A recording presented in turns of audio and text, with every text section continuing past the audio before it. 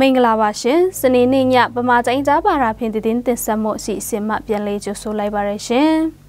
ယနေ့ညတင်ဆက်ပေးကြမယ့်တင်အကြောင်းအရာတွေကတော့တိုက်ပွဲတင်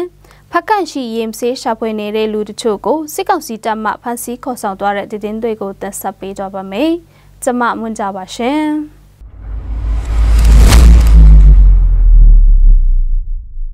KIA အမှတ်3တပ်မဟာအမှတ်15တပ်ရင်းနေမြေမုံမောက်အထက်လုံကြဘူးအနီးမှာအော်တိုဘာလ22ရက်နေ့12နာရီအချိန်ခန့်ကစစ်ကောင်စီတပ်နဲ့ KIA တပ်တို့တိုက်ပွဲဖြစ်ပွားခဲ့ပါတယ်။စစ်ကောင်စီတပ်ခလာရ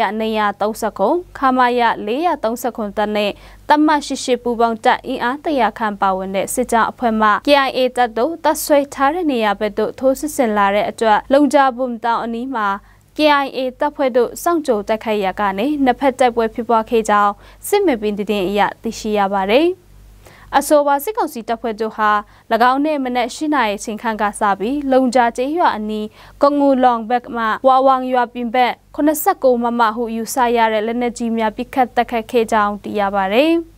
တိုက်ပွဲဖြစ်ပွားနေတဲ့အတွက်ညနေပိုင်း3:15မိနစ်အခန့်ကစပြီးစစ်ကောင်စီတပ်ဘက်မှဂျက်လေယာဉ်ဖြင့်ဘုံကျဲတိုက်ခိုက်မှုများလည်းပြုလုပ်နေကြောင်းသိရပါတယ်။ KIA အမှတ်3တပ်မဟာနေမြေမှာစစ်ကောင်စီတပ်ဘက်မှခြေလင်းတမကရေကြောင်းများဖြင့်လည်းစစ်အင်အားလက်နက်အုံအဆောင်များဖြည့်တင်ခြင်းများလှုပ်ဆောင်နေတဲ့အတွက်ထိတွေ့တိုက်ပွဲများမကြာခဏဆိုသလိုရှိကြောင်းသိရပါတယ်ရှင်။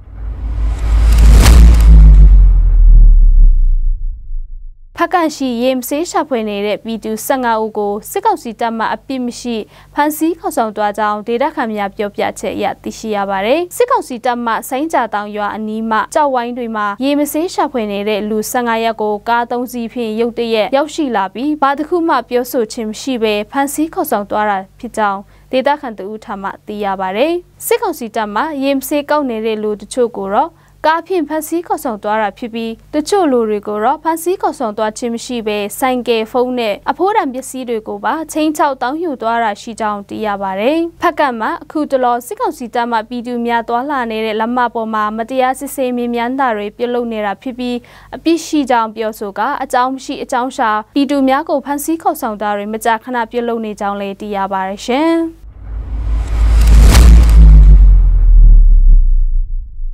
ပမာတိုင်းကြားပါရာဖြင့်တင်ဆက်မှုအစီအစဉ်ကိုကြည့်ရှုနားဆင်တို့ပရိသတ်အပေါင်းရွှေလန်းချမေကြပါစေရှင်။မြန်ကာနီထက်ရှိကာနီဖေရှပွဲရန်ကိုဆိုင်မကျွနာဇေဝကထက်ရှိကာနီဖေပိုင်းနာလိုနာရယ်